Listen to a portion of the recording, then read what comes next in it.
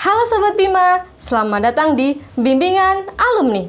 Kembali lagi dengan aku, Kayu, tutor pemahaman bacaan dan menulis. Pada kesempatan kali ini, kita mau bahas soal PBM, salah satu subtes UTBK SNBT. Tanpa berlama-lama lagi, langsung saja kita ke soal yang pertama. Let's go!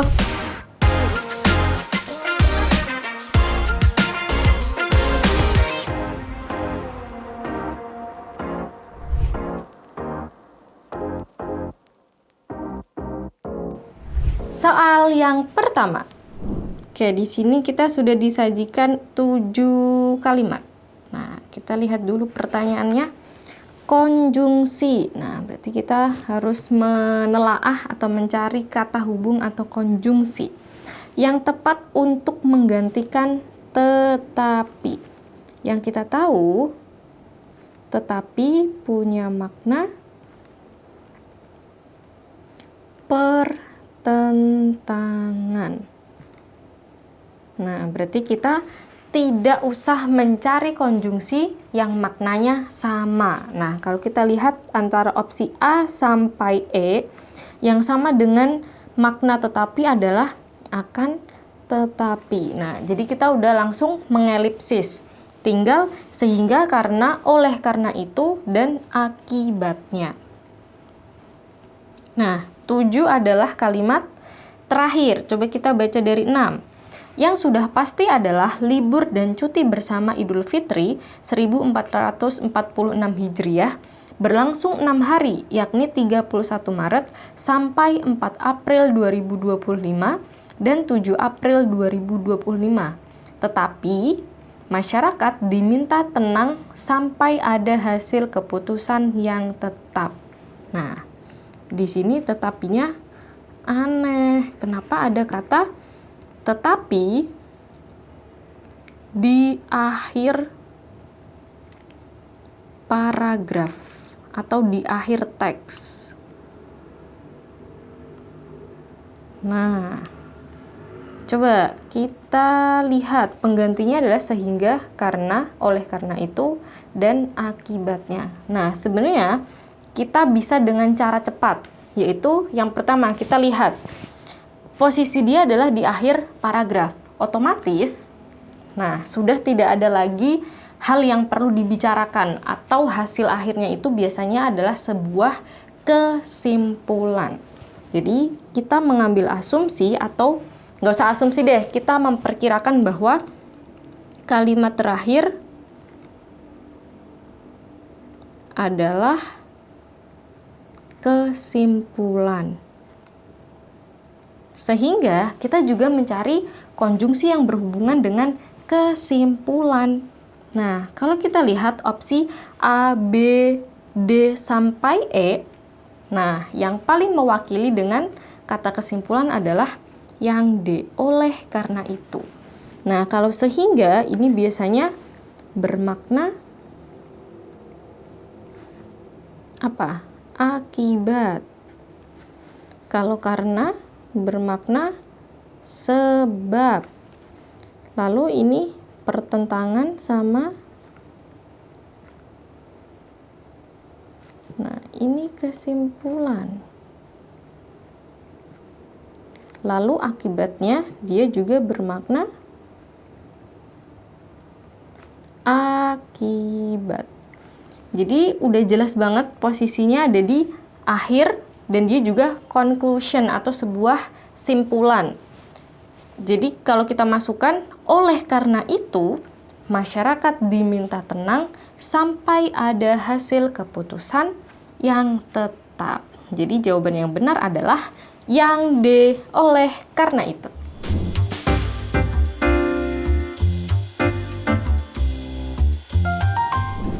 Soal yang kedua.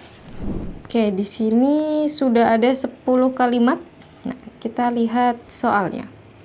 Konjungsi yang tepat untuk mengisi rumpang pada kalimat 2.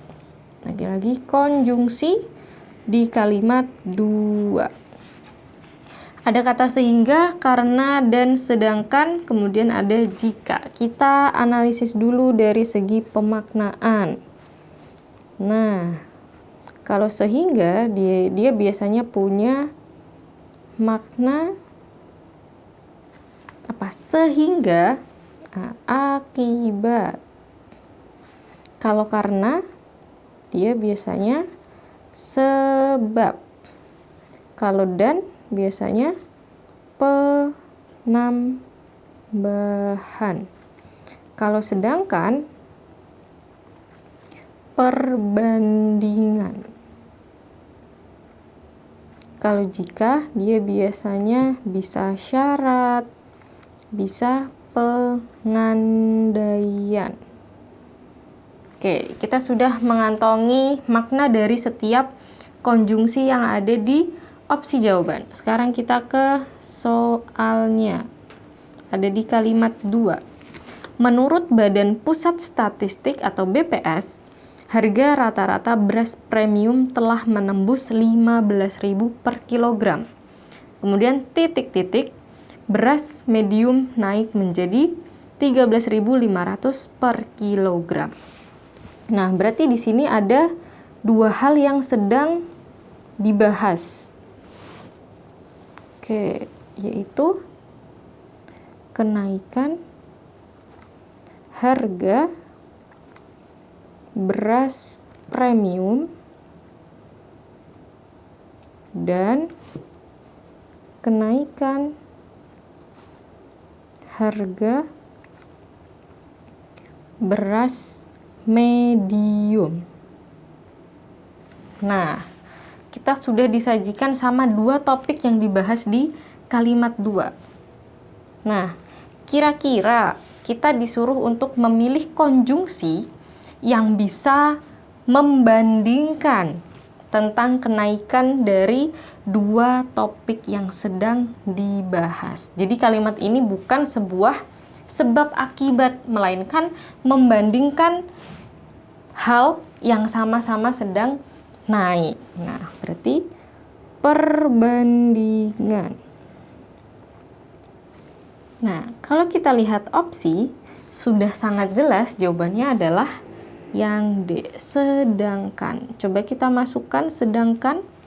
Menurut BPS, harga rata-rata beras premium telah menembus 15.000 per kilogram. Sedangkan beras medium naik menjadi 13.500 per kilogram. Jadi di sini fokusnya adalah membandingkan dua hal yang sama-sama sedang naik atau lagi naik. Jadi jawaban yang tepat adalah yang D.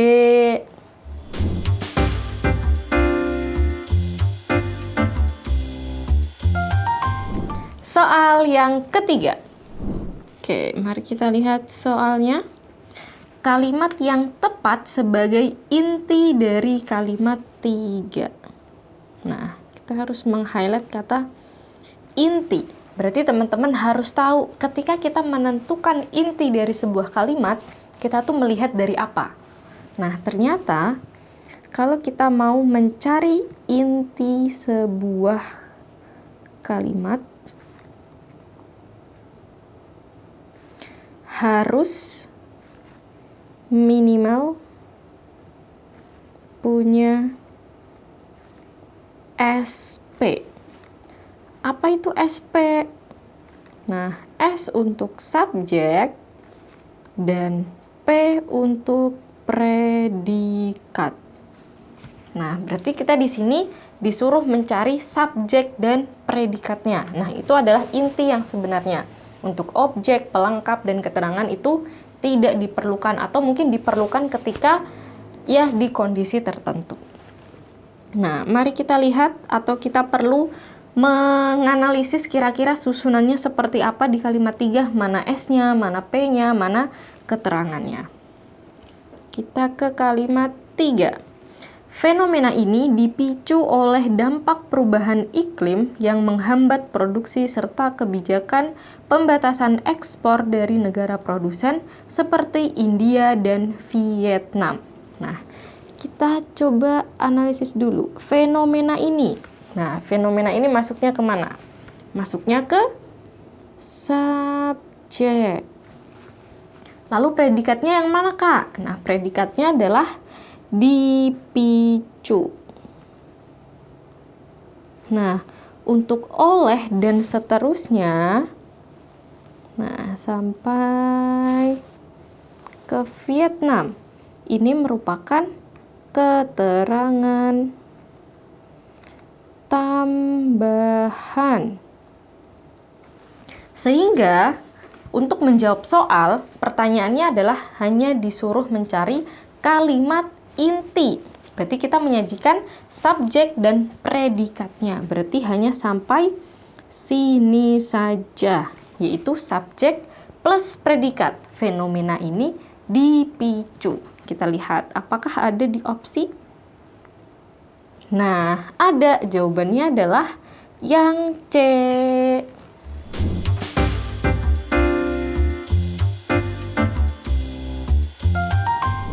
Soal yang keempat. Oke, kita lihat soalnya dulu. Kelemahan paragraf 1 ditandai oleh, nah kelemahan-kelemahan ini biasanya berupa penggunaan puebi yang salah, atau mungkin typo, atau mungkin penggunaan kata yang tidak logis. Nah, berarti kita disuruh untuk mencari kira-kira yang penempatan kata tersebut tidak sesuai dengan puebi, atau kalau dibaca itu rancu atau mungkin ambigu. Nah, di sini yang A, kesalahan penggunaan kata depan pada kalimat 1. Kita lihat, kenaikan harga beras yang mencapai secara tahunan pada Januari 2024 menjadi perhatian kritis bagi ketahanan pangan di Indonesia. Nah, ini adalah kata depan atau orang juga menyebutnya preposisi. Nah, penulisannya sudah benar atau tidak? Nah, jawabannya adalah benar karena dipisah dengan Indonesia, di mana di ini menunjukkan sebuah tempat. Jadi ini udah benar. Lalu yang kedua, kesalahan penggunaan tanda koma pada kalimat 2. Menurut Badan Pusat Statistik BPS, harga rata-rata beras, nah di sini ada koma. Nah, di sini dia juga sudah benar. Kenapa? Karena dia memberikan informasi tambahan. Nah, jadi jawabannya benar. Lalu yang ketiga. Ini nanti salah, ini salah. Ketidaksejajaran pada kalimat 3. Nah, kita lihat. Yang dimaksud sejajar di sini tuh yang mana sih, Kak? Nah, yang dimaksud sejajar di sini atau yang di-compare dibandingkan adalah mulai dari dampak perubahan iklim yang menghambat produksi dengan kebijakan pembatasan ekspor dari negara produsen. Nah, kedua kalimat ini atau dua klausa ini ketika disejajarkan apakah sama? Nah, jawabannya adalah sama, yaitu sama-sama nomina. Oke, lanjut ke D.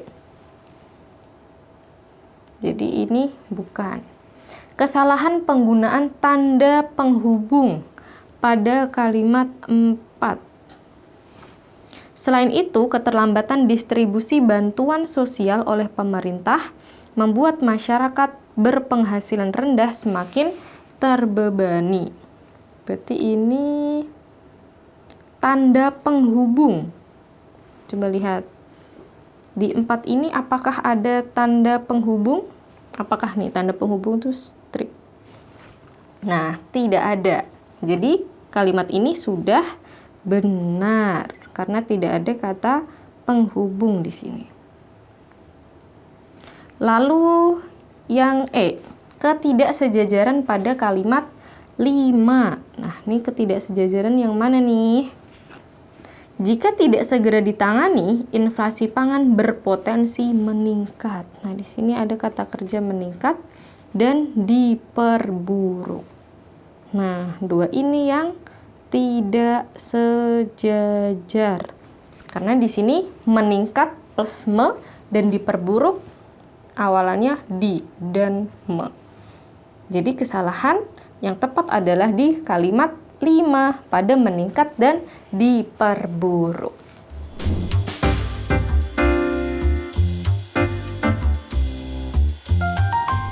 Soal yang kelima. Oke, kita lihat soalnya. Penggunaan kata yang salah pada paragraf 2 terdapat pada kalimat nomor paragraf 2. Nah, di sini perintahnya adalah penggunaan kata. Berarti kita hanya berfokus ke katanya itu sudah sesuai atau belum, nyambung atau tidak, dan ketika dimasukkan dia logis atau tidak. Misal, maknanya itu sama dengan kata tersebut atau tidak. Itu saja yang perlu kita cari tahu. Tentang penggunaan tanda baca dan lain sebagainya itu tidak perlu, karena kita fokusnya ke penggunaan kata. Nah, kadang pada soal-soal seperti ini banyak yang terkecoh. Ternyata mereka juga melihatnya ke tanda baca, puebi yang lain, penulisannya. Nah, kita fokusnya ke kata. Di sini ada kalimat 6, 7, 8, 9, dan 10. Coba kita baca dulu. Titik-titik, pemerintah telah mengimpor 3 juta ton beras sepanjang 2024 untuk menstabilkan stok cadangan. Oke, tidak ada masalah ya. Ini berarti sudah sesuai. Stok juga benar, menstabilkan juga benar. Namun, para ekonomis menilai langkah ini hanya solusi jangka pendek yang tidak menyentuh akar permasalahan. Nah, di sini kalian menemukan sesuatu yang aneh? Ada yang aneh, yaitu para ekonomis. Nah, kita ternyata sudah menemukan problemnya, guys. Ekonomis. Yang kita tahu, ekonomis adalah kata sifat yang maknanya hemat atau hati-hati dalam menggunakan sesuatu, misalnya uang lah ya, uang. Nah, sedangkan di sini ada kata para. Para ini biasanya ditujukan untuk subjek atau seseorang. Jadi, apakah ekonomis di sini sudah benar penggunaannya? Jawabannya adalah tidak. Harusnya gimana, Kak? Ekonomis ini diganti dengan kata ekonom, yaitu dia pelakunya, orangnya yang melakukan. Jadi udah berubah menjadi orang, bukan lagi ke kata sifat. Sehingga kita sudah langsung menemukan problemnya. Tadi ada di kalimat berapa? Kalimat 7 harusnya. Namun para ekonom menilai langkah ini hanya solusi jangka pendek yang tidak menyentuh akar permasalahan. Jadi sudah jelas jawabannya adalah yang B, kalimat 7.